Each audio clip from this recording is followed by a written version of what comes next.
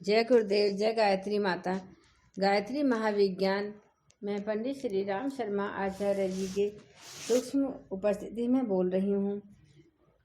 गायत्री की मूर्तिमान प्रतिमा यज्ञोपवीत को ब्रह्म सूत्र भी कहा जा सकता है। सूत्र डोरे को भी कहते हैं और उस संक्षिप्त शब्द रचना को जिसका अर्थ बहुत विस्तृत होता है। व्याकरण, दर्शन, धर्म, कर्मकांड आदि के अनेकों ग्रंथ ऐसे हैं जिनमें ग्रंथकर्ताओं ने अपने मंतव्यों को बहुत ही संक्षिप्त संस्कृत वाक्यों में सन्निहित कर दिया है। उन सूत्रों पर लंबी वृत्तियां, टिप्पणियां तथा टिकाई हुई हैं जिनके द्वारा उन सूत्रों में छिपे हुए अर्थों का विस्तार होता है। ब्रह्म सूत्र में यद्यपि अक्षर नहीं है तो भी संकेतों से बहुत कुछ बताया गया है। मूर्तियां, चिन्ह, चित्र, अवशेष आदि के आधार पर बड़ी बड़ी महत्वपूर्ण जानकारियां प्राप्त होती हैं। यद्यपि इनमें अक्षर नहीं होते तो भी बहुत कुछ प्रकट हो जाता है। भले ही इस इशारे में किसी शब्द लिपि का प्रयोग नहीं किया गया है। यज्ञोपवीत के ब्रह्मसूत्र यद्यपि वाणी और लिपि से रहित हैं तो भी उनमें एक विशद व्याख्यान की अभिभावना भरी हुई है। गायत्री को गुरु मंत्र कहा जाता है। यज्ञोपवीत धारण करते समय जो वेद आरंभ कराया जाता है वह गायत्री से कराया जाता है। प्रत्येक द्विज को गायत्री जानना उसी प्रकार अनिवार्य है जैसे कि यज्ञोपवीत धारण करना। यह गायत्री यज्ञोपवीत का जोड़ा ऐसा ही है जैसा लक्ष्मी नारायण, सीता राम, राधे श्याम, प्रकृति ब्रह्म, गौरी शंकर, नर मादा का जोड़ा है। दोनों की सम्मिलित व्यवस्था का नाम ही गृहस्थ है। वैसे ही गायत्री उपवीत का सम्मिलन ही द्विज है। उपवीत सूत्र है तो गायत्री उसकी व्याख्या है। दोनों की आत्मा एक दूसरे के साथ जुड़ी हुई है। यज्ञोपवीत में 3 तार हैं, गायत्री में 3 चरण हैं। तत्सवितुर्वरेण्यम प्रथम चरण, भर्गो देवस्य धीमहि द्वितीय चरण, धियो यो न प्रचोदयात् तृतीय चरण। तीनों तारों का क्या तात्पर्य है, इसमें क्या संदेश निहित है, यह बात समझनी हो तो गायत्री के इन 3 चरणों को भली प्रकार जान लेना चाहिए।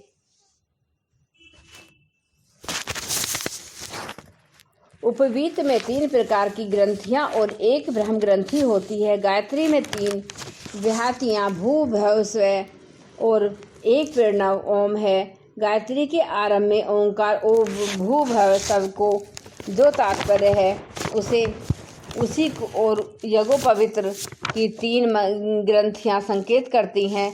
उन्हें समझने वाला जान सकता है कि यह 4 गांठें मनुष्य जाति के लिए क्या क्या संदेश देती हैं।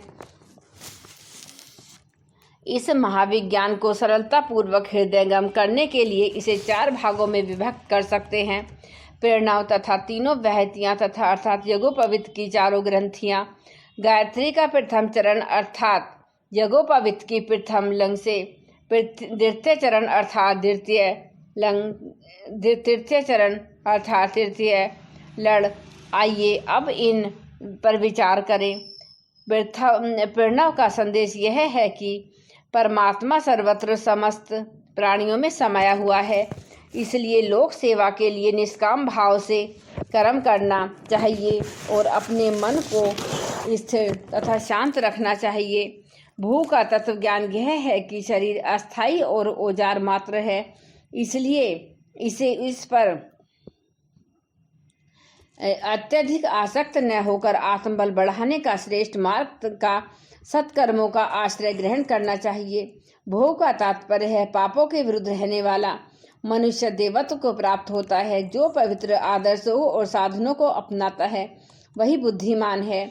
समय की प्रतिध्वनि यह है कि विवेक द्वारा शुद्ध बुद्धि से सत्य जानने, संयम और त्याग की नीति का आचरण करने के लिए अपने तथा दूसरों को प्रेरणा देनी चाहिए। यह चतुर्मुख नीति यज्ञोपवीत धारी की होती है। इन सब का सारांश यह है कि उचित मार्ग से अपनी शक्तियों को बढ़ाओ और अंतःकरण को उदार रखते हुए अपनी शक्तियों का अधिकांश भाग जनहित के लिए लगाए रखो। इसी कल्याणकारी नीति पर चलने से मनुष्य व्यस्त रूप से तथा समस्त संसार में समस्त रूप से सुख शांति प्राप्त कर सकता है। यज्ञोपवीत गायत्री की मूर्तिमान प्रतिमा है। उसका जो संदेश मनुष्य जाति के लिए है, उसके अतिरिक्त और कोई मार्ग ऐसा नहीं है जिसमें व्यक्तिगत तथा सामाजिक सुख शांति स्थिर रह सके। सुरलोक में एक ऐसा कल्प वृक्ष है जिसके नीचे बैठकर जिस वस्तु की कामना की जाए वही वस्तु तुरंत सामने उपस्थित हो जाती है। जो भी इच्छा की जाए तुरंत पूर्ण हो जाती है। वह कल्प वृक्ष जिनके पास होगा वे कितने सुखी और संतुष्ट होंगे, इसकी कल्पना सहज की जा सकती है। पृथ्वी पर भी एक ऐसा कल्प वृक्ष है जिसमें सुरलोक के कल्प वृक्ष की सभी संभावनाएं छिपी हुई हैं। इसका नाम है गायत्री। गायत्री मंत्र को स्थूल दृष्टि से देखा जाए तो वह 24 अक्षरों और 9 पदों की शब्द श्रृंखला मात्र है, परंतु यदि गंभीरता पूर्वक अवलोकन किया जाए तो उसके प्रत्येक पद और अक्षर में ऐसे तत्वों का रहस्य छिपा हुआ मिलेगा जिनके द्वारा कल्प वृक्ष के समान ही समस्त इच्छाओं की पूर्ति हो सकती है। अगले पृष्ठ पर गायत्री कल्प वृक्ष का चित्र दिया हुआ है। इसमें बताया गया है कि ओम ईश्वर आस्तिकता ही भारतीय धर्म का मूल है।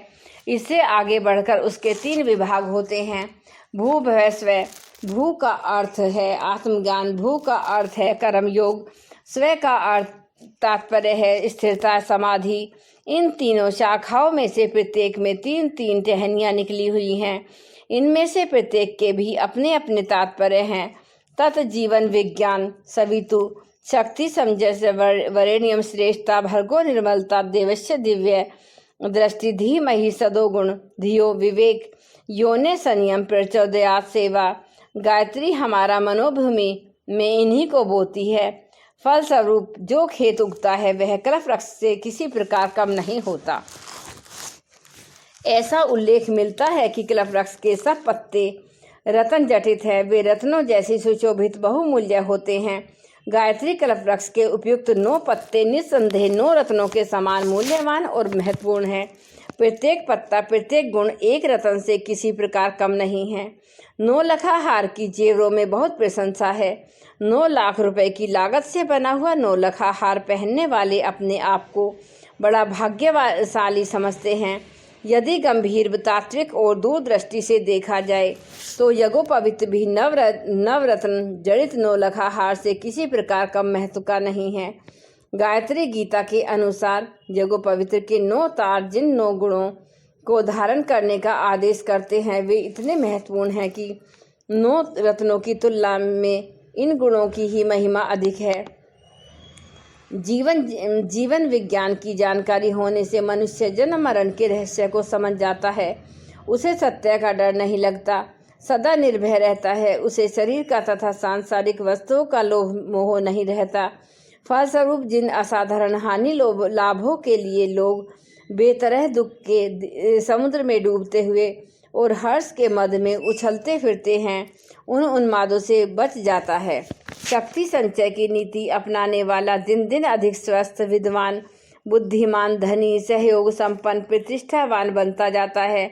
निर्बलों पर प्रकृति के बलवानों के साथ दुर्भाग्य के जो आक्रमण होते रहते हैं उनसे वह बचा रहता है और शक्ति संपन्नता के कारण जीवन के नाना विधि आनंदों को स्वयं भोगता एवं अपनी शक्ति और द्वारा दुर्बलों की सहायता करके पुण्य का भागी बनता है। अनीति वही पनपती है जहाँ शक्ति का संतुलन नहीं होता। शक्ति संचय का स्वाभाविक परिणाम है। अनीति का अंत तो जो कि सभी के लिए कल्याणकारी है। श्रेष्ठता का अस्तित्व परिस्थितियों में नहीं विचारों में होता है। जो व्यक्ति साधन संपन्नता में बड़े चढ़े हैं परंतु लक्ष्य, सिद्धांत, आदर्श एवं अंतःकरण की दृष्टि से गिरे हुए हैं उन्हें निकृष्ट ही कहा जाएगा। ऐसे निकृष्ट अपनी आत्मा की दृष्टि में, परमात्मा की दृष्टि में और दूसरे गंभीर विवेकवान व्यक्तियों की दृष्टि में नीच श्रेणी के ठहरते हैं। अपनी नीचता के दंड स्वरूप आत्मताड़ना, ईश्वरीय दंड और बुद्धि भ्रम के कारण मानसिक अशांति में डूबते रहते हैं। इसके विपरीत कोई व्यक्ति भले ही गरीब, साधनहीन हो, पर उसका आदर्श, सिद्धांत, उद्देश्य, अंतःकरण उच्च तथा उदार है तो वह श्रेष्ठ ही कहा जाएगा। यह श्रेष्ठता उसके लिए इतने आनंद का उद्भव करती रहती है जो बड़ी से बड़ी सांसारिक संप्रदाय में भी संभव नहीं है।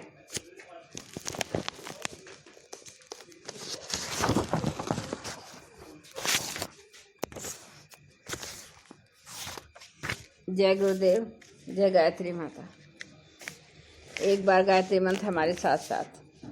ओम भूर्भुवः सुवः तत्सवितुर्वरेण्यं भर्गो देवस्य धीमहि धियो यो न प्रचोदयात्। जय माता जी।